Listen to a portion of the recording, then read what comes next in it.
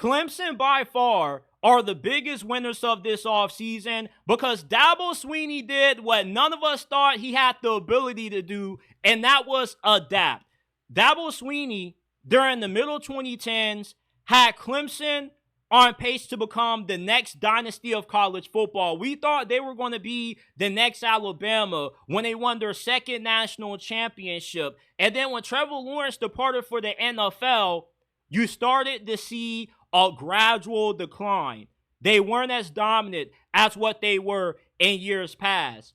And then up until last season, you questioned if Clemson would ever be able to compete for a national championship again. Well, Dabo Swinney has put Clemson right back in the mix to win it all, despite playing in a conference that gets no respect at all, because Dabo Swinney finally changed. He finally adapted. He stole Tom Allen from Penn State, who coached up a top 10 defense last year.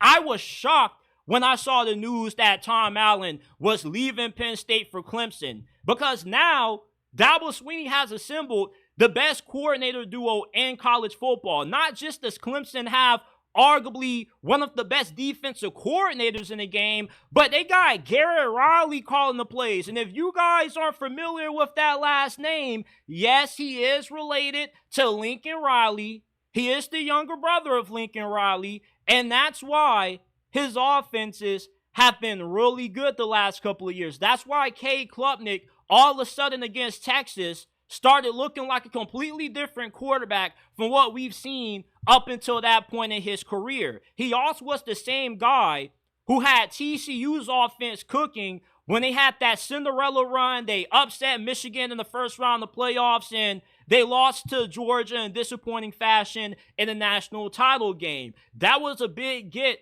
when Dabo Swinney was able to pick up Garrett Riley and lure him from TCU. Now, with you having two of the best coordinators in the game, not only is Clemson going to be stout from a coaching standpoint and a play calling perspective, but their team is just as good as Ohio State, Georgia, Alabama, Oregon, any of the elite teams in college football entering this season. Clemson's talent is on par with them, because not only have they done a great job of recruiting and Dabo Swinney kind of somewhat changing his stance on NIL, because remember at one point Dabo Swinney said, man, we're not about paying players.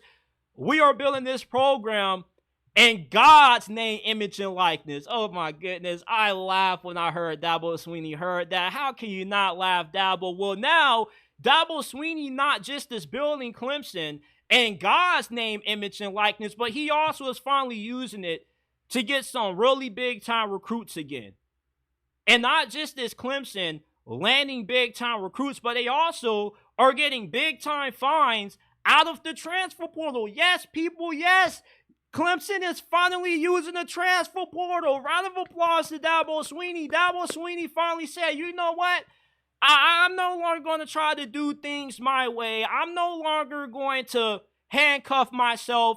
If people are going to beat me utilizing the transfer portal, I'm going to do it too, and I'm going to do it just as good, if not better than you. Now, even though Clemson used the portal, they still didn't really dive in it completely. They only got 3 guys, but the 3 guys they picked up are going to have big impacts for Clemson this year. Normally when teams use the portal, it's a bunch of guys that are either going to be really good or it's a bunch of hit or miss. You got a few guys that are good and a lot of other guys that don't really do anything at all. Clemson, though, they got 3 guys that they know are going to be able to come in and contribute to this team competing for a national championship. You got Southeast Missouri State transfer Tristan Smith, who's 6'5", 205 pounds, reminds me a lot of Mike Williams. You just throw the ball anywhere in his proximity, and he's going to catch the doggone thing. In the spring game, he had a catch when he mossed 2 defensive backs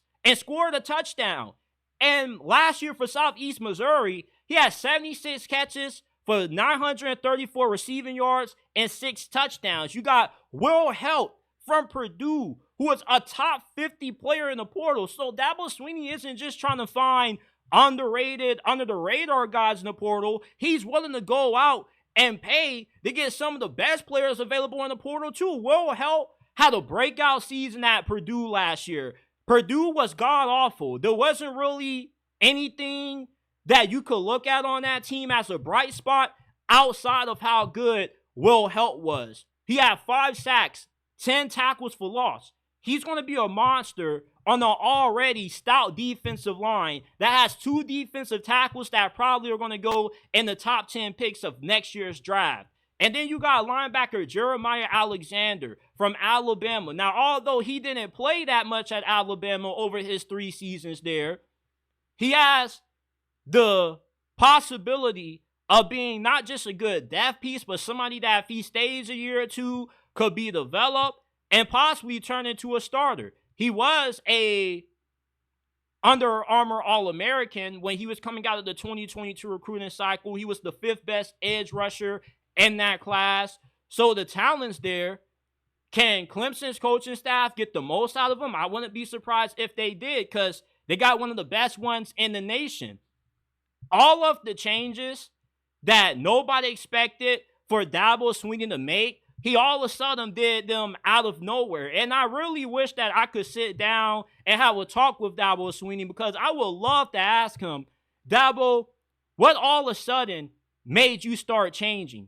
Because the only time Clemson really got anybody from the portal in history was when they were bringing back former players that transferred out elsewhere. The grass wasn't greener on the other side, and they came back to Clemson to cap off their careers as a depth piece. I want to know what all of a sudden made Dabo Swinney say, you know, I'm going to embrace the portal. I'm not going to overindulge in it, but I'm going to use it to my advantage like how everybody else is.